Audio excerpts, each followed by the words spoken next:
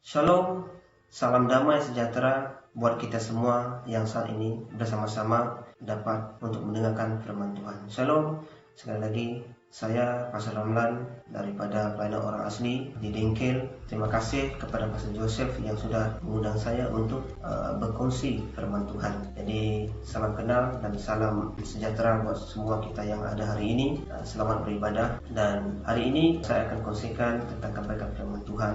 Mari saat ini sebelum kita mendengarkan firman Tuhan, saya mengajak kita semua untuk bersama-sama berdoa bagi firman Tuhan yang akan kita dengar sebentar nanti. Mari kita berdoa bersama-sama. Haleluya. Bapa kami dalam sorga, dikuduskanlah namamu, datanglah kerajaan-Mu, jadilah kehendak-Mu di bumi seperti di sorga. Tuhan Yesus, terima kasih atas waktu ini di mana kami dapat bersama-sama mendengarkan dan juga dapat belajar melalui firman Tuhan. Pupuk kami, didik kami Tuhan melalui firman Tuhan ini supaya kami menjadi lebih baik dan sesuai menjadi kehendak-Mu Tuhan. Terima kasih, Roh Kudus, tolong kami supaya kami dapat terima firman Tuhan hari ini. Terima kasih, dalam nama Yesus kami berdoa. Amin. Baik, sekali lagi saya mengucapkan terima kasih kepada gereja yang sudah mengundang saya untuk berkhotbah. Meskipun hanya melalui tayangan video seperti ini, kita percaya bahwa Tuhan kita adalah Tuhan yang maha hadir, yang disebut sebagai omnipresent, di mana Tuhan hadir di mana-mana pun, asal saja kita siap untuk mendengarkan dan siap untuk dijamah, dipakai dan diurapi oleh Tuhan. Mari saat ini saya mengajak setiap kita semua untuk mendengar firman Tuhan. Jadi tanpa membuang waktu, mari kita buka firman Tuhan di dalam Kitab Mika. Kitab Mika bab yang ke-6, ayat yang ke-6 sampai yang ke-8. Saya ulang kembali, Kitab Mika bab yang ke-6, ayat yang ke-6 sampai ayat yang ke-8. Firman Tuhan berbunyi demikian. Persembahan yang berkenan kepada Tuhan. Apakah yang harus aku persembahkan kepada Tuhan Allah di surga? Apabila aku datang menyembah Dia, haruskah aku membawa anak lembu yang terbaik dan membakarnya sebagai korban untuknya? Adakah Tuhan berkenan jika aku mempersembahkan beribu-ribu ekor domba atau minyak zaitun yang berlimpah-limpah kepadanya? Haruskah aku mempersembahkan anak sulungku kepadanya karena dosaku? Ayat 8, sekali-kali tidak. Tuhan memberitahu kita apa yang baik. Perkara yang dituntut oleh Tuhan daripada kita adalah supaya kita berlaku adil, selalu mengamalkan kasih, dan dengan rendah hati hidup bersatu dengan Allah kita. Amin. Puji nama Tuhan. Firman Tuhan ini yang diambil daripada Mika bab 6 ayat yang ke-6 sampai ke-8 adalah tentang suatu persembahan yang akan harus diperkatakan. Nah, sebelum saya menceritakan lebih dalam lagi tentang firman Tuhan ini, saya mau mengatakan sesuatu hal yang mana saat ini Mika adalah seorang nabi yang kalau kita lihat dalam sejarahnya adalah dia hidup sezaman dengan Nabi Yesaya, dan Mika ini berbicara kepada kerajaan Israel. Kita tahu bahwa kerajaan Israel pernah terpecah pada dua kerajaan, yaitu utara dan selatan. Tetapi yang di sini yang kita baca dalam Mika ini adalah tentang kerajaan yang di selatan, yaitu di Yehuda. Nah, kita tahu bahwa hari ini adalah hari-hari yang Tuhan sedang melakukan sesuatu hal yang Dia mau melihat bahwa umatnya adakah itu benar-benar mengasihi Dia, percaya akan Dia, dan sebagainya. Tetapi firman Tuhan ini datang kepada Mika dan juga kepada kita hari ini. Saudara yang dikasihi oleh Tuhan, saya mau katakan kepada saudara hari ini, yang mana Tuhan mau kita perhatikan baik-baik dan dengarkan baik-baik, bahwa firman Tuhan mengingatkan kita tentang bagaimana bukan hanya persembahan yang Tuhan mau dalam kehidupan kita. Ya, hari ini kita lakukan, selama ini kita lakukan di dalam pelayanan kita juga menyembah Tuhan, memuji Tuhan, bahkan mendengarkan firman Tuhan dan sebagainya. Ya, kita teruskan. Tetapi ada hal yang Tuhan mau, ataupun dengan kata lain adalah Tuhan ada tuntutan Tuhan yang perlu kita lakukan pada hari-hari ini. Kita tahu bahwa hari-hari ini adalah dunia, adalah hari-hari yang jahat. Yang mana kalau kita lihat hari ini, gereja-gereja sudah beribadah di rumah. It's okay, sebab Tuhan kita adalah Tuhan yang maha hadir. Dan hari ini berbahagialah kita semua yang saat ini haus dan lapar akan kebenaran firman Tuhan. Saudara dan saya sedang mendengarkan firman Tuhan, saudara akan diberkati, saudara dan saya diberkati.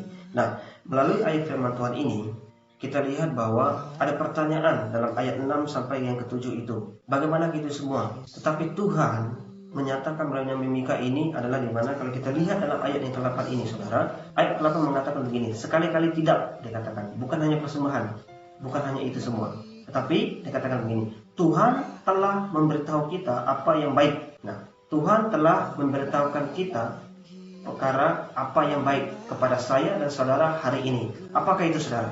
Mari kita lihat. Perkara yang dituntut oleh Tuhan daripada kita adalah supaya kita berlaku adil. Nah, saya stop di sana, saya berhenti di sana. Kenapa? Tuntutan Tuhan buat saudara dan saya hari ini adalah di mana, bahkan seluruh dunia hari ini adalah di mana Tuhan menuntut supaya kita bukan hanya just worship God, praise God, bukan hanya pray dan sebagainya, tetapi apa yang Tuhan mau hari ini adalah di mana yang pertama, Tuhan mau kita berlaku adil. Ini poin kita yang pertama, berlaku adil. Kenapa Tuhan mau kita berlaku adil? Ada di mana? Ada firman Tuhan mengatakan begitu banyak di dalam kitab Injilnya menjelaskan kita bahwa siapa yang mau mengikut Yesus ada syaratnya.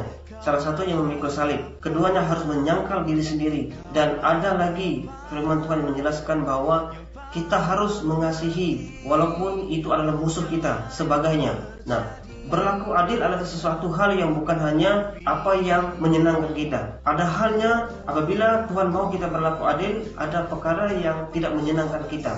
Tetapi hari ini saya mau mengajak dan saya mau memberitahukan kepada saudara dan saya hari ini, di mana Tuhan mau kita berlaku adil dari sisi kacamata Tuhan, bukan dari sisi kacamata diri kita sendiri ataupun dari kacamata dari pandangan dunia ini, dari pandangan Tuhan.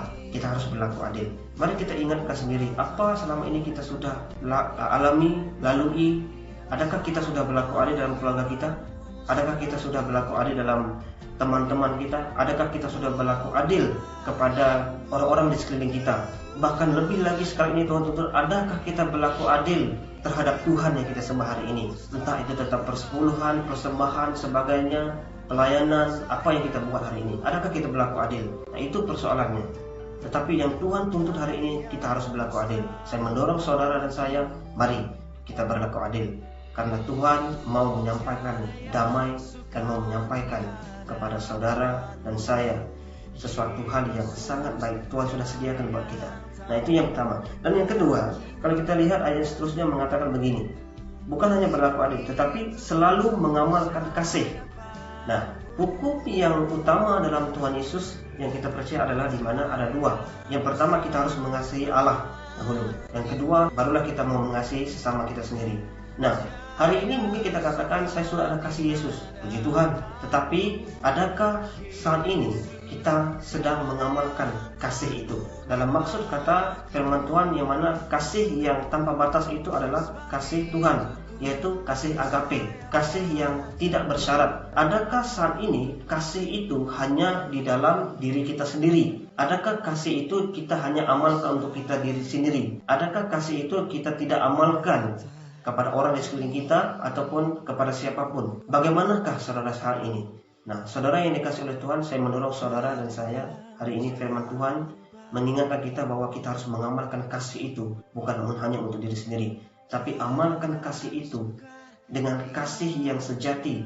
Kasih agape itu harus kita amalkan menurut sesuai dengan perintah Tuhan, bukan menurut kehendak diri sendiri ataupun dunia ataupun hanya sebagai ritual dan sebagainya. Tidak.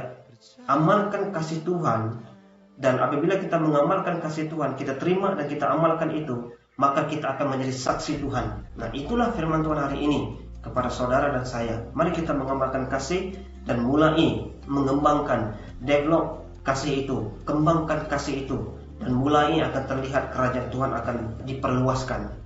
Saudara, kasih Tuhan itu adalah kasih yang luar biasa, kasih yang sangat luar biasa, dan kasih yang sangat-sangat saya pernah alami. Mungkin saudara tidak tahu latar belakang saya karena mungkin pertama kali melihat saya di video ini, tapi berdoalah. Suatu masa nanti mungkin kita akan dapat bertemu dan saya akan ceritakan kesaksian latar belakang saya berkenaan dengan kasih Tuhan yang sangat luar biasa yang saya alami secara pribadi. Dan saya akui apabila saya mengalami kasih Tuhan ini, itu sebabnya Tuhan membawa saya ke level yang seterusnya. Baik, itu yang kedua. Setelah kita berlaku adil, kita harus mengamalkan kasih. Yang ketiga, saudara, melalui firman Tuhan ini, yang kalau kita lihat di sini, bukan hanya mengamalkan kasih, tetapi Tuhan mau kita, Tuhan menuntut dalam kehidupan kita adalah dengan rendah hati. Nah, Tuhan rindu dan Tuhan tuntut dalam kehidupan kita supaya kita hidup selalu rendah hati. Banyak orang mengatakan saya sudah rendah hati, tapi dalam kacamata Tuhan, pandangan Tuhan kita belum rendah hati. Mari saudara yang dikasih oleh Tuhan hari ini berbalik kepada firman Tuhan. Tuhan mau kita rendah hati. Rendahkan hati kita kepada Tuhan. Banyaklah saat ini orang mengalami hal-hal ini, yang mana Tuhan mencari orang yang rendah hati. Tuhan ingin memakai kita. Saudara yang dikasihi oleh Tuhan, rendah hati itu akan diperolehi hanya di dalam nama Tuhan Yesus. Nah, karakter kita harus ada, salah satunya adalah rendah hati. Seperti mana kalau kita lihat berbalik kepada Yesus, di mana Yesus pernah merendahkan hatinya. Dia merendahkan dirinya, padahal dia adalah seorang yang luar biasa. Dia pernah merendahkan dirinya. Salah satunya adalah di karakternya, di mana kalau kita lihat dia pernah diludahi, dia pernah dicaci maki, tetapi dia tidak pernah membalas. Dia rendah hati, saudara. Sebabnya hari ini saya mendorong saudara dan saya, firman Tuhan mendorong dan mengajarkan kita supaya kita rendah hati. Berdoalah supaya rendah hati yang dari Tuhan itu ada dalam kehidupan kita dan kita miliki. Tuhan menuntut itu, saudara, pada hari-hari yang jahat ini. Apabila kita merendahkan diri, kita akan ditinggikan. Karena Tuhan pernah berkata dalam firman, orang yang merendahkan hati, dia akan ditinggikan. Baik, saudara, itu yang ketiga. Dan yang terakhir, saya tidak perlu panjang, dan saya percaya walaupun sesingkat ini firman Tuhan, pasti saudara dan saya diberkati oleh firman Tuhan hari ini. Dan yang terakhir, dari ayat 8 ini mengatakan bukan hanya rendah hati, tetapi yang terpenting adalah semua itu adalah hidup bersatu dengan Allah. Nah, inilah yang saya mau saudara dan saya perhatikan baik-baik.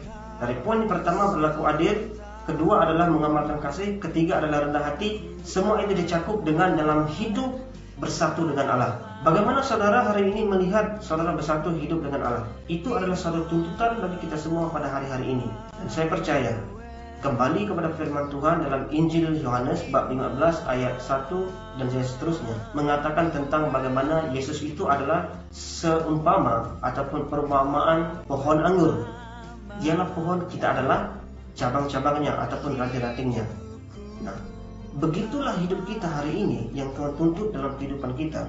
Kita harus hidup bersatu dengan Tuhan. Dan hidup bersatu dengan Tuhan, kuncinya salah satunya saya kongsikan kepada saudara hari ini adalah di mana benarkan hidup saudara untuk dipimpin oleh roh, bukan kedagingan saudara. Apabila saudara dipimpin oleh roh, maka saudara akan mengalami kebersatuan hidup bersama dengan Tuhan. Apa artinya pohon anggur dan juga ranting itu? Salah satunya kalau kita lihat apabila kita berbuah, itu artinya kita sudah memuliakan Tuhan. Ranting yang berguna adalah ranting yang berbuah.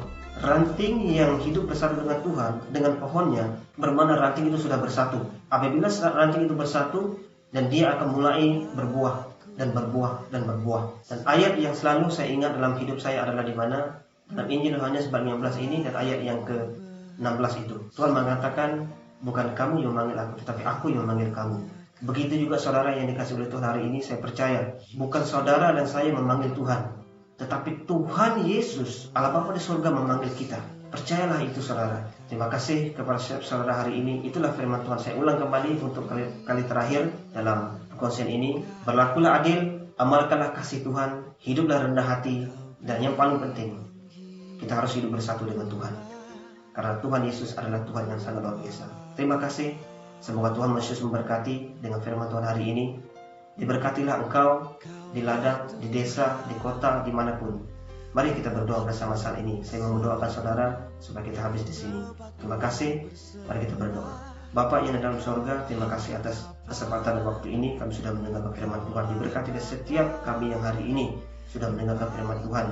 Kami mau berdoa setiap jemaat hamba Tuhan yang ada di gereja New Life. Pada saat ini Tuhan berkati Tuhan Yesus. Dan terimalah berkat daripada Tuhan Yesus. Apapun yang engkau perbuat, engkau akan berhasil. Sepertinya mana engkau akan apabila mengamalkan setiap apa yang telah disampaikan oleh firman Tuhan hari ini, kami akan seperti pohon yang ditanam di tepi air. Terima kasih Tuhan Yesus. Terima kasih Bapa. Segala puji syukur hanya bagi nama Tuhan Yesus pada saat ini. Di dalam nama Tuhan Yesus Kristus Tuhan, kami semua telah berdoa dan mengucap syukur. Amin. Haleluya. Tuhan Yesus berkati. Sampai jumpa lagi.